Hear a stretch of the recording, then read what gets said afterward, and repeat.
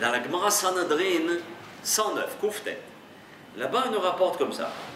Amoura Banan, lorsque il y avait un homme qui avait travaillé chez un autre, tout à l'heure on va savoir qui sont ces deux hommes, et cet homme-là a travaillé 3 ans, il a travaillé 3 ans chez un patron. Il a travaillé très dur. Maintenant, c'était presque Yom Kippour. Il lui dit, regarde Rabbi, monsieur, je dois partir. Je vais voir ma famille, etc. Ça suffit. Il lui dit, est-ce que tu peux me donner mon salaire? Il dit, Emily, je n'ai pas d'argent pour te payer. Un autre, qu'est-ce qu'il aurait fait? Et il aurait descendu. Si tu ne peux pas me donner de l'argent, alors au moins, donne-moi des fruits. Je n'ai pas de fruits. Alors, si tu n'as pas de fruits, donne-moi au moins des terres. Zahmet, quand j'entre à la maison, moi je dis, regarde à ma femme, j'ai un shtar, un papier qui dit, Monsieur X, il a tant d'hectares. Regarde, ma femme, elle ne va pas me faire la peau. Sois gentil. Shalom bayit. Il lui dit, même ça, j'ai pas. Et attention, hein, cet homme était très riche. Il avait des terrains de tous les côtés. Quand vous allez savoir qui c'est, vous allez dire, oh là, il était très riche. Et maintenant, qu'est-ce qu'il lui dit? Je n'ai pas de terre. Ensuite, il lui dit, alors au moins donne-moi des animaux. Je viens avec des chameaux, des ânes, et je dis, on va faire la shrita, on aura de la viande.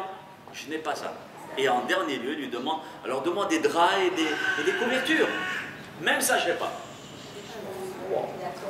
Cet homme qui a travaillé pendant 3 ans, il ressort sans rien, les mains vides. Il rentre à la maison pour Yom Kippour. Je ne sais pas, la Gemara ne raconte pas comment ça s'est passé avec sa femme. La Gemara ne le rapporte pas, mais ça devait être une échette Raïl. Et ils ont passé la fête ensemble. Après Sukkot, on voit que le patron, il vient avec 3 chameaux remplis de biens. Des grains de céréales, du riz, des tomates, des pommes. Et il vient avec 3 chameaux remplis. Et il rentre chez l'ouvrier. Et ils ont commencé à manger. Et après manger, le patron dit à l'ouvrier, dis-moi, lorsque je t'ai dit, je n'ai pas d'argent pour te payer, qu'est-ce que tu as pensé à ce moment-là? Alors, mais attention, nous, qu'est-ce que nous avons pensé? Au moment où quelqu'un, vous travaillez 3 ans chez une personne, vous savez que c'est un milliardaire, et au moment où vous devez être payé, il vous dit, je n'ai pas d'argent, Aziz, je n'ai pas. Il dit, non mais tu plaisantes, regarde tous les biens que tu as. Donc il lui dit, je n'ai pas d'argent. Qu'est-ce que tu as pensé à ce moment-là? L'ouvrier lui dit, j'ai pensé à ce moment-là que tu avais eu une occasion exceptionnelle et que tu as investi tout ton argent pour pouvoir l'acheter. Voilà comment j'ai pensé. Et quand je t'ai dit, je n'ai pas d'animaux à te donner, il dit, ben moi j'ai pensé que tu avais loué tes animaux et tes terrains à quelqu'un. Et à partir du moment où on les loue, on n'a pas le droit de les utiliser. Donc je me suis dit, une fois que tu les as loués, tu vas me payer. Une fois que ça va terminer la date, tu vas me payer. Et quand je t'ai dit que je n'avais pas de fruits, qu'est-ce que tu as pensé? D'accord, même des fruits. J'ai pensé que tu n'avais pas fait le maaser, la dîme, sur ces fruits-là. Donc je me suis dit, bon, ok, je comprends. Et pour les coussins et les couvertures, pour les coussins et les couvertures, qu'est-ce que tu as pensé à ce moment-là? Eh ben, j'ai pensé que tu as fait un éder, que tous tes biens appartiendraient au Beth Amikdash, ça veut dire au Kodesh, au Saint, et qu'on n'a pas le droit d'en profiter. Il lui dit, incroyable, regardez ce que la Gemara nous dit. Amale aouf dakar, hayadati kon nechasai bishvil, urkanus beni. Tout ce que tu as dit, c'est exactement la vérité, la réalité. Pourquoi? Parce que j'avais fait le néder de ne plus rien donner à mon fils, au Organos, parce qu'il n'était pas dans le chemin de la Torah. Alors je me suis dit, maintenant j'ai un néder sur la tête. Et j'ai loué des terrains, ça c'est vrai, mais j'ai un néder sur la tête. Quand je suis parti au sud, mes amis Rabbani m'ont enlevé le néder, et maintenant qu'ils m'ont enlevé, je suis venu directement chez toi. Ça veut dire qu'il a pensé, il l'a créé. Il l'a pensé, il le crée au même moment. Oh, très bien, très bien. Cela veut dire qu'au moment où la personne s'habitue à parler, à penser positivement, même dans des situations pareilles, où la personne risque de se faire descendre, de se faire tuer, et ben s'il tombe sur une personne positive, non seulement qu'il va le juger positivement, mais qu'il aura la bracha par la suite. Parce que tout ce qu'on doit recevoir, c'est déjà écrit là-haut. Donc pourquoi se taper la tête? Pourquoi se frapper? Pourquoi commencer à rentrer dans une colère et dans une panique? C'est déjà décrété. Donc cette personne-là n'a pas commencé à s'affoler, mais d'utiliser les outils qu'il avait en lui. La Gemara, elle continue, mais le Sefer HaDorot nous dit qui était le patron et qui était l'ouvrier. Le patron, le Sefer HaDorot nous dévoile que c'était Rabbi Eliezer ben Urkanus, le Gadol Hador, le grand maître de la génération qui était très très riche. Et l'ouvrier qui c'était Rabbi Akiva, le géant parmi les géants, pas seulement en Torah, mais dans ce positivisme, dans cette force, cette chaleur, cette flamme qui nous donne et qui nous transmet, de prendre les situations et de toujours essayer de se casser la tête, même s'il le faut, mais pour trouver le positif. Ici, nos Hachamim nous disent une chose extraordinaire, que celui qui va juger les situations d'une manière positive, comme j'ai commencé le cours, il est aimé de Dieu et apprécié des êtres humains. Et les portes s'ouvrent pour lui. Une personne était... Une toute petite anecdote qui s'est passée hier. Elle est toute fraîche. Hier. C'est tellement frais que je dis, il faut que je le raconte pour le chiour. Même si ça ne fait pas partie du programme, je n'avais même pas pensé, mais il était tellement beau, je dis, il faut. Alors mettez-vous dans ma peau, à ce moment, au moment où moi je suis en train de conduire de Yerushalayim pour venir. Là, en premier, on est parti à Natseret, dans un séminaire de Hidabrut. En chemin, on prend un homme en autostop. Il rentre dans la voiture, Shalom Bracha, etc. Et puis, on commence à discuter. Je me suis dit, de Yerushalayim à Natseret, on est en train de parler. Je dis, Manishma, oi, quelle réponse j'ai reçue? Une réponse, je n'ai jamais entendu parler. Généralement, quand quelqu'un vous dit Manishma, Baruch Hashem, ça va, ça peut aller. Bon, là j'ai reçu catastrophe des catastrophes. Quelle tombe méode. Catastrophe des catastrophes, il n'y a plus rien qui marche, etc. J'ai dit, qu'est-ce qui se passe? Alors, je suis sorti, donc il faut que je revienne. Baruch Ata Adonai Elohenu Melech Haolam Shehakol Nihiya Bidvaro. Amen. Wow, rien que pour cette bracha, ça vaut le coup de venir ici, rien que pour que vous répondiez Amen et que je m'en aille. Mais je m'en irai pas, vous voyez. Je reste avec vous pour pouvoir partager cette expérience.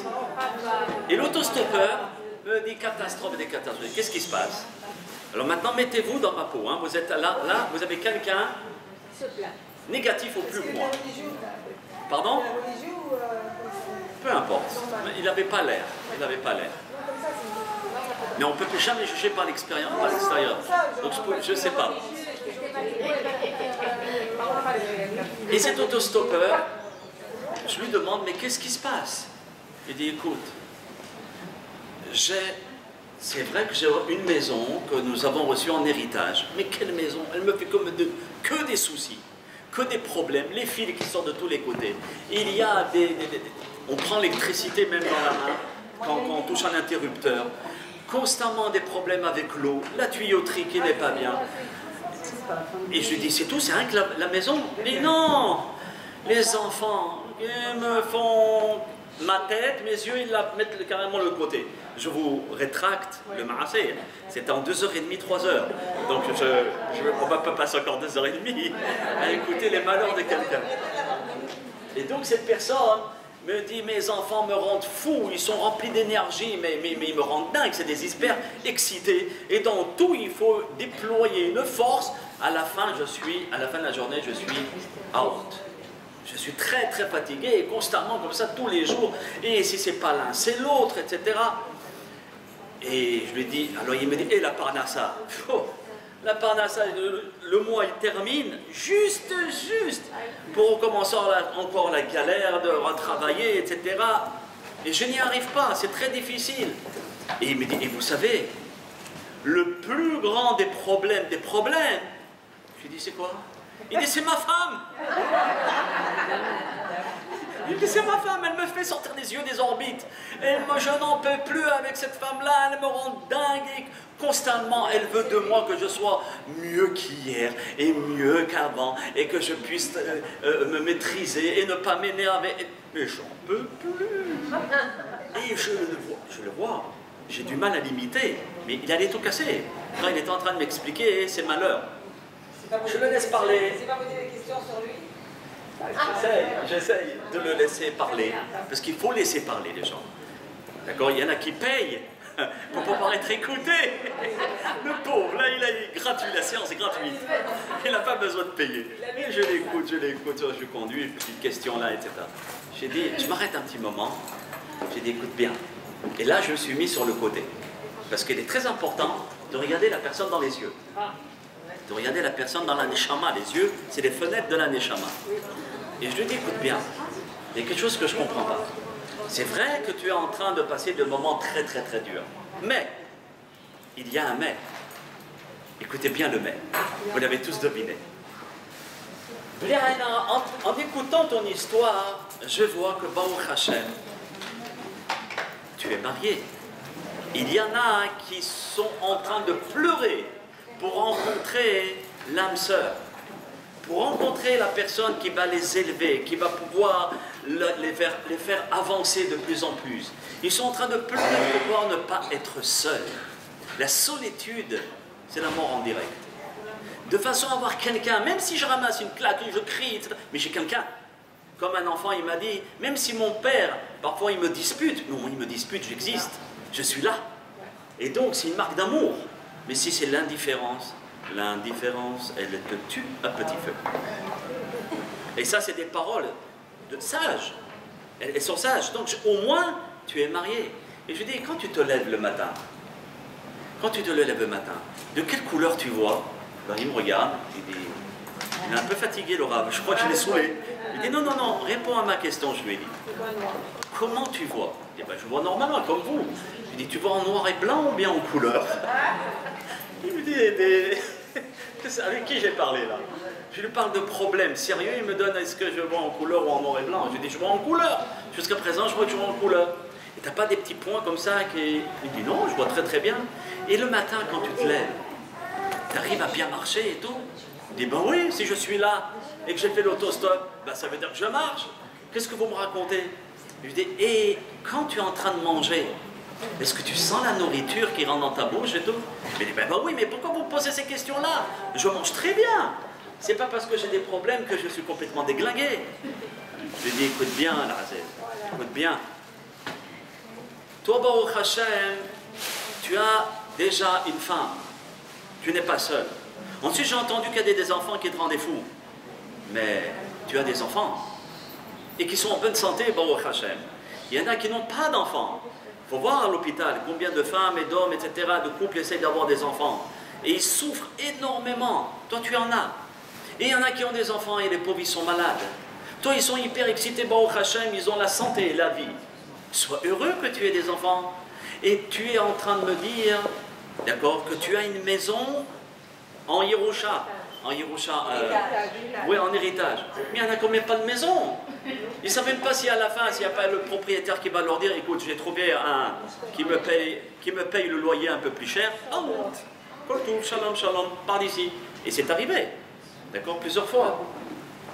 Donc, Baruch Hashem, tu as une maison, c'est vrai qu'elle te fait des problèmes, mais tu as un toit, tu as un endroit. Et en plus, Baruch Hashem, le matin, tu peux te lever, tu vois en couleur, tu as la possibilité de marcher. Quand tu mets la nourriture dans ta bouche, tu la goûtes, tu la sens. Est-ce que tu as pensé à tout ça? Il me regarde, comme si je sortais d'une autre planète. Il me dit, j'ai jamais pensé à tout ça. Il me dit, mais c'est vrai. Je lui dis, mais pense à tout ça, que Baruch Hashem, tu as la possibilité de marcher, tu as la possibilité lorsqu'il y en a, tu me dis, Baruch Hashem, qu'à la fin du mois, c'est très dur. Je dis bien, Baruch Hashem, c'est très dur. Parce que pour tout le monde, c'est très dur. Mais il y en a, c'est tellement dur qu'ils sont en retard de 3 mois. Tu me dis, à la fin du mois, toi, tu me dis. Je dis, mais sois heureux, que ce soit seulement à la fin du mois que ce soit dur. Il y en a qui ont 3 et 6 mois et 1 an de retard et de difficultés. Donc, c'est de la manière, je lui ai dit, apprendre à discuter, etc.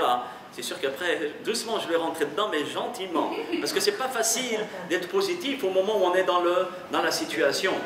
D'accord? C'est très, très, très difficile. À partir du moment où tu t'habitues à regarder les circonstances d'une manière où tu vas mettre un petit peu d'épices dans ta vie, un petit peu d'épices, où tu vas essayer de prendre ta vie et tu vas la regarder et tu vas l'analyser pour essayer de chercher s'il n'y a pas un point positif. Tu vas déclencher en toi un subconscient qui va commencer à te faire réfléchir et penser positivement. Et nous allons finir avec ce qu'on appelle les 7 commandements, les 7 trucs. Je vais vous donner 7 clés. Donc 7.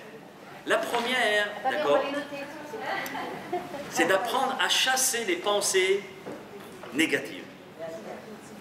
Apprendre à les chasser, non pas les détruire, mais apprendre à les chasser. Il y a la pluie, etc. Automatiquement, j'essaye de penser. Deuxièmement, il est très courant, d'accord, qu'une personne ne reconnaît même pas qu'il a des points, qu'il pense négativement. Dis-moi négatif. Non, mais tu plaisantes. Reconnaître. D'accord ? Reconnaître ses points négatifs. Donc, de reconnaître les points négatifs, qu'on a des points négatifs, qu'on pense négativement plutôt. D'accord ? De reconnaître déjà la base. C'est vrai, de temps en temps, je pense un peu négatif. Donc, de conscientiser déjà, c'est le commencement de la thérapie. La deuxième chose, lorsqu'il y a une pensée négative qui vient, tout de suite de dire « stop ». C'est ce que ma femme, elle me fait. À chaque fois quand je râle dans la conduite, on regarde ces Israéliens. Chut, ah, toi, tu parles de positif. Qu'est-ce qui se passe? Boum, qu'est-ce qu'elle provoque? Automatiquement, elle provoque que mon subconscient va dégager des systèmes de façon à regarder dans le positif. Que Baruch Hashem, on est en voiture. Et Todalael, on a une voiture. Et Baruch Hashem, Hashem nous protège pour pouvoir voyager, etc. etc. Tout le positif en découle. Le troisième truc, le deuxième, c'est de dire stop dès qu'il y a une parole négative qui commence à sortir. Ça, c'est le deuxième. Le troisième, d'accord, ne pas combattre les pensées négatives. Les combattre, on avait dit, ça ne va pas. D'accord? D'essayer de les transformer, de remplacer une pensée négative en une pensée positive. Comment les remplacer? Comme on avait dit tout à l'heure. Regarde-moi ça, il pleut. Tout de suite, ah mais Baruch Hashem, au moins il y aura de la pluie pour les agriculteurs et il y aura la bracha dans le monde, d'accord? D'essayer de transformer ce négatif en positif. C'est tout un travail, tout un tas